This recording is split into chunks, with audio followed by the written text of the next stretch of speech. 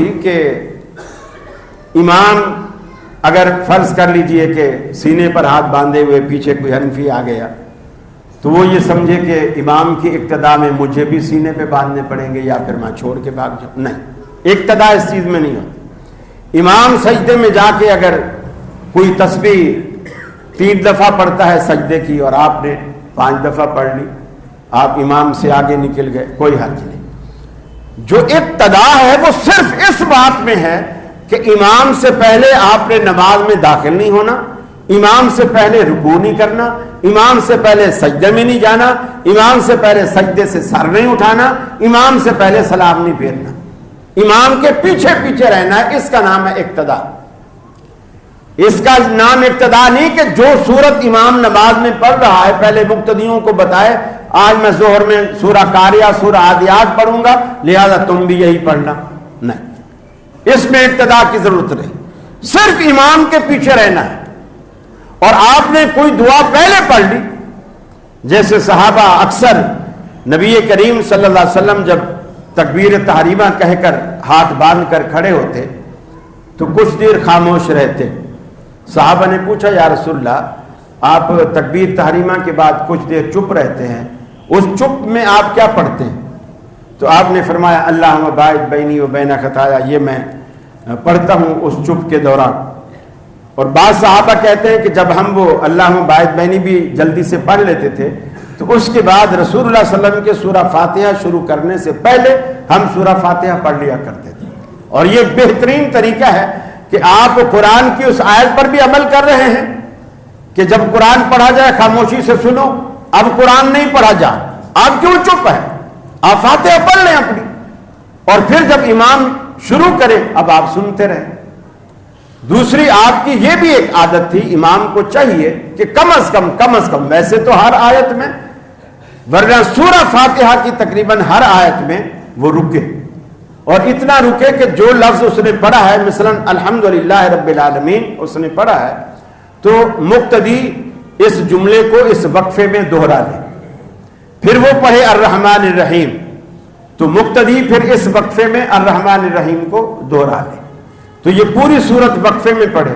اور اگر امام نان سٹاپ ہے جیسے ہمارے ہاں ہوتے ہیں، رکتے ہی نہیں ہیں، اور بلکہ بعض کے ہاں تو جتنا لمبا سانس ہو جتنی آیاتیں زیادہ ایک سانس میں پڑھی جا سکتی ہیں وہ بڑا اونچا قاری سمجھا جاتا ہے.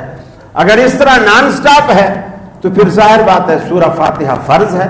امام بخاری رحمۃ اللہ علیہ جز قرات کے اندر یہ روایت لائے ہیں کہ جس رکعت میں فاتحہ نہیں وہ رکعت ہی نہیں، وہ رکعت ہی نہیں. تیسری بات یہ کہ صف میں کبھی بھی بھاگ کرنا. لوگ کیا کرتے ہیں، مثلا امام کوئی سورت پڑھ رہا ہے اور ان کو مقتدیوں کو بھی پتہ ہے کہ یہ آخری آیت ہے، اس سورت کی آخری آیت، اب یہ رکوع میں چلا جائے گا. اب وہاں سے وضو کیا اور ان کو پتہ اب یہ رکوع میں جائے گا تو وہیں سے بھاگیں گے، صرف اس لیے بھاگیں کہ مجھے بعد میں رکعت نہ پڑھنی پڑے، میری رکعت بچ جائے. اللہ کے بندے اب 10-12 منٹ کے لیے تو مسجد میں آیا ہے، اگر رکعت تمہیں بعد میں پڑھنی بھی پڑے گی تو کیا فرق پڑتا ہے؟ اللہ کے لیے 1 منٹ زیادہ چلا جائے گا. آپ نے بھاگنے سے منع فرمایا. آپ نے فرمایا اللہ کی دربار میں وقار وقار طریقے سے آؤ، متانت سنجیدگی اس طرح آؤ. یہ نہیں کہ بچوں کی طرح بھاگتے ہوئے وہ صفوں کے اندر آؤ. ایک صحابی آئے، آپ رکوع میں تھے. چونکہ اللہ کے رسول کی ایک حدیث یہ بھی ہے کہ جیسے میں تمہیں آگے سے دیکھتا ہوں ایسے پیچھے سے دیکھتا ہوں، سر گھمائے بغیر. جیسے میں آگے سے دیکھتا ہوں ایسے ہی میں تمہیں پیچھے سے دیکھتا ہوں، سر گھمائے بغیر دیکھتا ہوں. آپ رکوع میں تھے. ایک صحابی مسجد میں داخل ہوئے، ابو بکر رضی اللہ تعالیٰ عنہ مسجد میں داخل ہوئے، اور وہیں مسجد سے جیسے داخل ہوئے آپ تو اندر حال میں کھڑے ہیں، وہ صحن کے دروازے سے جیسے داخل ہوا نظر پڑی کہ اللہ کے رسول رکوع میں ہیں تو وہیں اللہ اکبر کر کے گیٹ میں ہی وہیں رکوع کیا، اور رکوع میں چلتے چلتے چلتے صف میں آ گئے. نماز کے بعد آپ صلی اللہ علیہ وسلم نے اسے کہا زادک اللہ حرصا لم تعد، اللہ تیری حرص کو بڑھائے यानी ये जो नेकी पाने का जो तेरा जज्बा है, अल्लाह ताला इसको बढ़ाए। आइंदा ऐसा नहीं करना, आइंदा ऐसा नहीं करना। कुछ लोगों ने इससे यह भी मसला निकाला कि इसका मतलब है रुकू की रकत हो जाती है, हालांकि इसमें कहीं भी नहीं है कि उसने फिर रकत नहीं पढ़ी, ये भी नहीं है पढ़ी, ये भी नहीं है नहीं पढ़ी। तो हम आपने अगर पढ़ी भी या नहीं भी पढ़ी तो आपने फरमाया आइंदा ऐसा नहीं करना। भाग के आया, आइंदा ऐसा नहीं करना। रुकू गेट में किया, आइंदा ऐसा नहीं करना। रुकू की रकत मान ली, आइंदा ऐसा नहीं करना। उस वक्त उसकी हो गई लेकिन अब नहीं होगी, अब किसी की भी नहीं होगी। इसलिए कि सूरा फातिहा फर्ज है। इंशाअल्लाह जब किरात का मसला आएगा तो किरात के मसले में बताएंगे कि इंशाअल्लाह कि रुकू की रकत को वजाहत के साथ बताएंगे कि लोग किस तरह अपनी 4 रकत वाली नमाज को 3 रकत में फारिग होकर जा रहे होते हैं। क्योंकि जो रकत उन्होंने रुकू में मिलकर पाई है वो रकत है ही नहीं, वो शुमार ही नहीं। वो जोहर पढ़ी उन्होंने, असर पढ़ी, गोया 3 रकतें पढ़ी और सलाम फेर दी। और जोहर असर तो 3 रकत वाली कोई नमाज नहीं, तो फर्ज ही 4 रकत है। तो 3 रकत वाली तो नमाज ही नहीं है, वो नमाज में वो रकत खराब कर रहे। याद रख लो, क़याम की हालत में फातिहा और क़याम ये दोनों बातें फर्ज हैं, दोनों चीजें फर्ज हैं, क़याम भी और फातिहा भी। और आपके 2 फर्ज रह रहे हैं एक ही रकत के अंदर। क़याम भी आपसे छूट गया, फातिहा फर्ज थी वो भी छूट गई आपसे, तो रकत कहां से होगी? जबकि अल्लाह के रसूल ने फरमाया जिस नमाज में फातिहा ना हो, तिरमिज़ी की रिवायत है, 3 दफा आपने फरमाया फहिया खिदाजुन फहिया खिदाजुन फहिया खिदाजुन गैर तमामिन। वो नमाज ऐसी है जैसे ऊंटनी का कच्चा बच्चा वक्त से पहले गिर गया हो, उसकी नमाज वो कच्चे बच्चे की मानद है जिसका हमल जाय हो गया हो ऊंटनी का, और बच्चे की मुद्दत अभी पूरी नहीं हुई, कच्चा बच्चा गैर तमामिन, वो नमाज मुकम्मल ही नहीं है, नाकिस है।